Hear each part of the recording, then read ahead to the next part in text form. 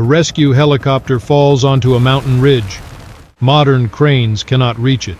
An old veteran points to a 1944 military winch truck. Everyone laughs. The air at 7,000 feet does not forgive. It bites. It lingers. On the jagged spine of Raven-Crest, a mountain in Washington state that has swallowed better men than those standing on it today, a $40 million machine sits broken. The ether-wing Sparrowhawk. It was a marvel of carbon fiber and titanium. Now it is just a bird with a broken wing perched precariously on a shelf of sliding shale and frozen mud. If it slips another 10 feet, it falls into the abyss of the Blackwood Canyon, and with it the experimental medical corps that the board of directors in Seattle are losing sleep over. Quentin Hardesty stood at the edge of the staging area.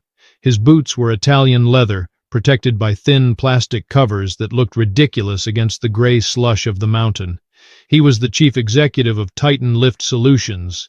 He didn't look at the mountain. He looked at his watch, a Patek Philippe that cost more than most houses in the valley below. To Quentin, the mountain was not a monument of nature. It was a line item, an insurance liability. "Move the 300-ton hydraulic unit to the north ledge," Quentin barked. His voice had the sharp, practiced edge of a man who was used to being the smartest person in any room. His lead engineer, a man half his age with a degree from MIT, shook his head. "Sir, the ground is too soft. The vibration from the hydraulic pumps will liquefy the silt. If we anchor there, the crane goes over the side. We'll lose the Sparrowhawk and $5 million of lifting gear." Quentin wiped a drop of freezing rain from his brow. "Then find another way. I promised the ether wing board that the core would be at the lab by sunrise. Use the stabilization pads. Double the outriggers." "It won't hold, Quentin." The voice came from behind them. It was low, gravelly. It sounded like two stones grinding together at the bottom of a river. Gideon Vane stood 10 feet back, leaning against a rusted fence post. He wore an old waxed canvas jacket that had seen 40 winters. His hands were tucked into his pockets. He didn't have a clipboard. He didn't have a radio. He just had a pair of eyes the color of flint, narrowed against the wind. Gideon was a man of few words. In the town of Bitterroot, people knew him as the man who fixed what was broken and ignored what was fine.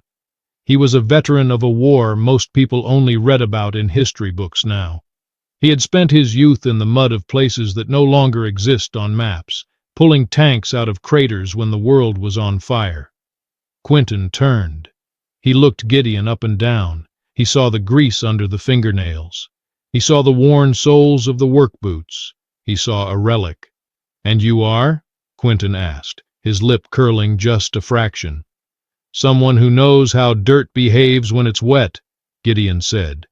He spat a bit of tobacco juice into the slush. "Your hydraulics are too heavy. You're trying to fight the mountain with brute force. The mountain always wins that fight." Quentin let out a short, dry laugh. "This is a Titan lift operation, old man. We use satellite-guided load sensors. We use variable frequency drives. We don't need advice from the local hardware store." Gideon didn't flinch. He didn't argue. He simply pointed toward the ridge. "The shale is layered at a 30-degree angle.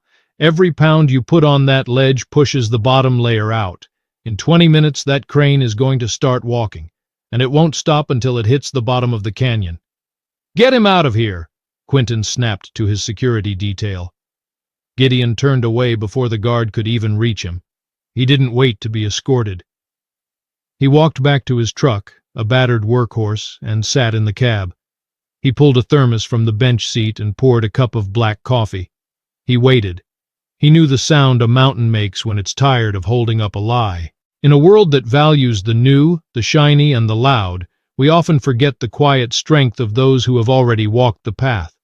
We live in an era of planned obsolescence, where everything is designed to break, and everyone is told they are replaceable. But true wisdom doesn't expire. It doesn't need an update. If you are someone who respects the grit of the old guard, if you believe that a man's worth is measured by his silence and his skill rather than his stock portfolio, then you are home. We tell these stories for you. Subscribe to this channel. Join the few who still remember that the loudest voice in the room is rarely the strongest. Help us keep these legacies alive, because once this knowledge is gone, it doesn't come back. 10 minutes later, the mountain spoke. But it wasn't just the mud. The temperature had plummeted another 5 degrees, and the Titan lift's sophisticated hydraulic system reached its breaking point. The variable frequency drives, designed for controlled environments, began to stutter as the hydraulic fluid thickened to the consistency of molasses. A seal on the primary outrigger, weakened by the sub-zero slush, gave way with a wet, metallic pop. Pressure vanished. The 300-ton crane, now a brainless giant, shifted. Only 6 inches, but 6 inches on a cliff face is a mile. The Sparrowhawk swung wildly, its weight acting as a pendulum, dragging the dead hydraulic system toward the 500-foot drop. Gideon Vane stepped out of his truck. He didn't run. He walked. He watched as the Titan lift crew abandoned their posts, fleeing from the groaning metal giant. He watched Quentin Hardesty stumble in the mud, his Italian shoes ruined, his dignity following close behind. Gideon reached the edge of the chaos. He looked at the crane. It was hung up on a secondary rock shelf, stalled for a moment, but the physics were clear. It was a matter of time. "Get your men back," Gideon said to Quentin. Quentin looked up from the mud. His eyes were wide with a primal fear. "It's over. We're going to lose $60 million in assets. My career, the company." "Get your men back," Gideon repeated. "And get me a heavy-duty shackle, the big one, the one your boys are too scared to lift." Quentin blinked. "What are you going to do? You can't pull that up. Nothing on this mountain has the torque." Gideon looked past the modern wreckage. He looked toward his own property, a few miles down the winding service road, where a low-slung building sat under the shadow of the pines. "I'm not going to use torque," Gideon said. "I'm going to use history." Gideon Vane did not ask for permission. He knew the mountain's clock was ticking faster than Quentin's watch. He didn't drive miles away to a distant workshop. He walked 50 yards to his heavy-duty equipment trailer parked near the service gate. Beneath a tarp reinforced against the ice, the M-26 Pacific Recovery Vehicle sat waiting. Gideon had been using it to clear fallen timber for the Forest Service nearby. He climbed into the cab. He didn't need a manual. The sequence was etched into his marrow. One for the fuel pump, one for the preheater. He pressed the starter. The world exploded. The 12-liter Hall-Scott engine roared with a primal violence, its mechanical heart unbothered by the freezing mist that had paralyzed the modern electronics. The M26 crawled out of the trailer, a prehistoric predator waking up in a digital age. When Gideon returned to the ridge, the sun was beginning to dip behind the peaks, casting long, jagged shadows across the snow. The situation had worsened. The Titan lift crane had shifted another 3 inches. The Sparrowhawk helicopter was tilted at a precarious 45-degree angle. One more gust of wind would send $40 million of technology into the Blackwood Canyon. Quentin Hardesty was pacing the edge of the slush, his satellite phone pressed to his ear. He looked up and saw the M26 rounding the bend. He froze. His lead engineer, the young man with the MIT degree and the carbon fiber clipboard, let out a bark of a laugh. "Is that a joke?" the engineer asked, pointing at the olive-drab monster. "That thing belongs in a scrapyard, Vane. We have hydraulic stabilizers failing, and you bring us a parade float from the big one?" Gideon didn't answer. He brought the truck to a stop 50 yards from the ledge. He hopped down, his movements slow and deliberate. He didn't look at Quentin. He didn't look at the engineers. He looked at the ground. He knelt in the mud, digging his fingers into the slush until he hit the shale. He tasted the grit. He stood up and pointed to a massive, ancient Douglas fir tree 100 feet behind his truck. "I need that tree to redirect the line," Gideon said, his voice flat. "That tree?" Quentin stepped forward, his face red from the cold. "We're trying to save a national asset and you're talking about landscaping. We need torque. We need lifting capacity. You have torque, Gideon said. What you don't have is an anchor. Your cranes are top-heavy. Every time they pull, they tip. My truck is a horizontal winching platform, but even the best machine needs a spine. Gideon climbed back into the cab and reversed the M26 toward a shelf of exposed granite behind the road. He engaged the massive rear spade, a heavy steel blade designed to bite into the earth. As the hydraulic spade slammed into the frozen granite, the truck became part of the mountain itself. The tree won't hold the weight, Gideon continued, but it'll give me the high point I need to keep the cables from slicing through the soft shale. Simple physics. The MIT engineer stepped forward, shaking his head. The friction loss alone on a three-way block and tackle with steel cables that old, you'll snap the lines. You'll kill us all. Gideon reached into the back of his truck and hauled out a heavy cast-iron pulley block. It weighed 80 pounds. He dropped it in the mud at the engineer's feet. This block was forged in Pittsburgh in 1942. It has a safety factor of 6-to-1. Your modern shackles are rated for 3-to-1. You trust your math. I trust the steel that won a war. Gideon began to work. He didn't use a radio. He moved with the quiet efficiency of a man who had done this 1,000 times in the dark. He unspooled the massive cables, his hands moving in a blur of practiced motion. He climbed the Douglas fir with a spiked belt, rigging the first block 50 feet up the trunk. He ran the lines back to the M26, threading them through the dual winches. The Titan lift crew watched in a stunned, resentful silence. They saw a man from a forgotten era building a web of geometry and steel. Gideon wasn't just setting up a tow. He was pinning the sliding crane against the bedrock with one winch while using the other to lift the bird. He was turning the 1944 engine into a force anchored not in mud, but in the very foundation of the peak. "He's crazy," Quentin whispered, watching Gideon climb back into the cab. But as the wind picked up, howling through the canyon, the modern crane gave another terrifying groan. The MIT engineer looked at his tablet. The sensors were screaming red. "The ledge is going!" the engineer yelled. "Everyone back!" Gideon didn't move back. But before he climbed into the cab, he hopped down one last time, holding a grease-stained clipboard. He walked straight to Quentin. "Sign this, Quentin. It's an emergency heritage asset waiver. It says I'm not liable if your machinery drops, and it confirms you're requesting a Tier 1 private salvage under the National Heritage Emergency Act." Quentin didn't even read it. His eyes were fixed on the crane as it groaned again, tilting another inch toward the abyss. "I don't care. Just stop it from falling," he screamed, grabbing the pen and scribbling a frantic signature in the slush. Gideon took the clipboard back, tucked it securely into his jacket, and finally climbed into the cab. He leaned out, his hand on the throttle. "Quentin, get your men behind the truck. If a line snaps, it'll cut a man in half." Gideon engaged the power takeoff. The winch drums began to spin. The steel cables rose out of the mud, dripping with gray slush, and pulled tight. The M26 settled on its haunches, the massive tires biting into the frozen earth. The Douglas fir creaked, a deep wooden groan that echoed off the rocks. The tension was so high that the air around the cables seemed to hum with a deadly energy. "Hold," Gideon whispered to the machine. "Hold." The engine of the 1944 M26 Pacific didn't just run, it breathed.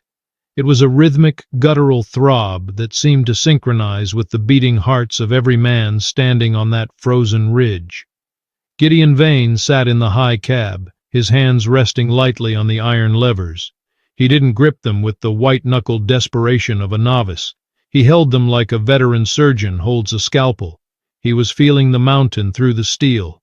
"Engaging the dual drums," Gideon muttered. His voice was lost in the roar, but the machine heard him. The heavy steel cables, now rigged through the three-way block and tackle system on the ancient Douglas fir, began to vibrate. They rose out of the freezing slush, shedding ice like diamond dust. The tension was terrifying. The air seemed to thin out, charged with the energy of 1,000 tons of potential force. The ether-wing Sparrowhawk helicopter dangling over the abyss gave a sickening lurch as the mud beneath it finally gave way. "It's slipping!" the MIT engineer screamed, dropping his tablet. "The lateral load is too much. The cables will part." Quentin Hardesty covered his face with his hands, unable to watch the $40 million failure of his career. But Gideon didn't blink. He felt a shiver in the floorboards, a warning from the transmission. The mountain was trying to pull the truck toward the edge. He didn't fight it with the brakes. He shifted the winch into a low-speed, high-torque crawl. The M26 hunkered down. The 10 massive tires bit into the shale, grinding the rock into powder. The Douglas fir creaked, its trunk bowing under the weight of the helicopter and the crane combined. It was a battle of giants. On one side, the relentless gravity of the Blackwood Canyon. On the other, a 70-year-old engine and the mind of a man who refused to be forgotten. Suddenly, a sound like a cannon shot echoed through the valley. One of the modern high-tension synthetic lines on the Titan lift crane snapped. The frayed end whipped through the air, shattering the windshield of a nearby support vehicle. The crane tilted violently. The Sparrowhawk swung out over the 500-foot drop, held now by nothing but Gideon's steel wire. "Steady," Gideon whispered. He eased the throttle forward. The Hall-Scott engine screamed. A pillar of black soot shot 20 feet into the air. The truck didn't move forward, but the winch drums turned. Inch by agonizing inch, the Sparrowhawk began to rise. It wasn't a fast rescue. It was a slow, mechanical conquest. For 3 hours, Gideon worked the levers. He played the cables like a harp, loosening one drum to allow for a gust of wind, then tightening both to lock the load against the shifting shale. By the time the helicopter's skids touched the solid granite of the staging area, the sun had disappeared.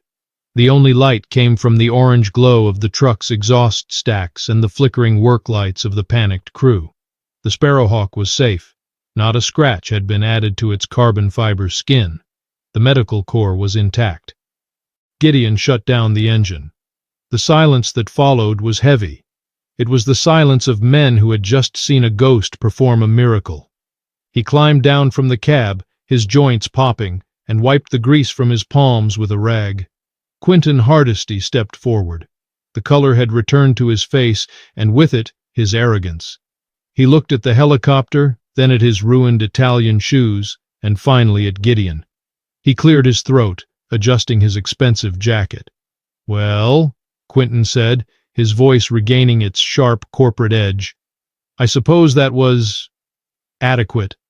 A bit dramatic, but it got the job done. I'll have my secretary send a check to your shop for the towing fee. Let's say $5,000. That should more than cover the fuel and your time." Gideon didn't look up from his rag. "5,000? It's a generous offer for a few hours of work with a truck that belongs in a museum vein," Quentin said, a smirk playing at the corners of his mouth. "Technically, that vehicle isn't even road legal. I could probably have the state police impound it if I wanted to be difficult. Be smart.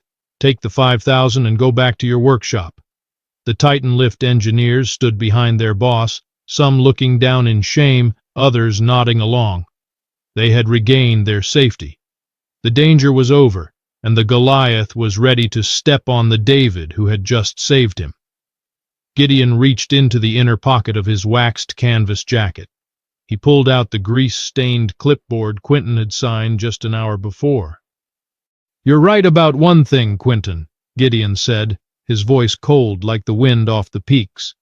"This truck is an antique. In fact, as a registered National Historic Landmark, it's a specialized recovery asset. When you signed this waiver in the mud, you didn't just ask for a tow. You authorized a heritage salvage." Quentin's smirk vanished. "What are you talking about?" "Read the third paragraph," Gideon said, handing him the copy. "Under federal terrestrial salvage law, when a national historic asset is used to recover private property in a catastrophe, the award is 15% of the total value of the property saved. Not $5,000, Quentin. 15%. Quentin's face went from pale to a ghostly, translucent white. 15%?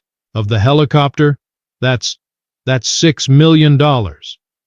And the crane, Gideon added flatly. Total value, $45 million. 15% of that is $6,750,000. My lawyer, who happens to be a retired colonel with a very long memory, is already filing the lien based on this signature. You won't be moving that crane off this mountain until the bond is posted, and every hour it sits here, the storage fee on federal land increases. In the end, Titan Lift Solutions didn't survive the scandal. The board of directors, horrified by the near loss of the Ether Wing contract and the massive legal blunder, fired Quentin Hardesty before the week was out. He lost his Patek Philippe. He lost his Italian shoes. Last anyone heard, he was working as a junior consultant for a scrapyard in New Jersey, a man broken by the very obsolete world he tried to mock. Gideon Vane didn't buy a mansion. He didn't buy a fleet of new trucks. He went back to his workshop. He spent the next 6 months meticulously cleaning the mud of Raven-Crest off the M26. He replaced the seals. He greased the winches. He returned the Iron Turtle to her place in the shed, under the cedar rafters. We live in a world that tells us we are only as good as our latest update. We are told that our elders are a burden, and that the past is a weight we should shed. But when the mountain shakes, and the modern world fails, it is the old steel and the old souls that hold the line. They are the anchors in our storm. If you found value in this story, if you believe that wisdom is earned through grit and that the past deserves our respect, hit the subscribe button. Join our community of those who look for the truth beneath the rust. We need people like you, people who understand that some things are built to last forever. The town of Bitterroot changed after that night. The schools got a new wing, the veterans got the care they deserved, and every Sunday, if you walk past the old cedar shed at the edge of the woods, you can hear a low, rhythmic throb. It's the sound of a 1944 heart, kept beating by a man who knows that as long as the engine runs, the story never ends. Gideon sat on his porch, a cup of black coffee in his hand. He looked up at the peak of Raven-Crest. The mountain was still there. It always would be, and so would he.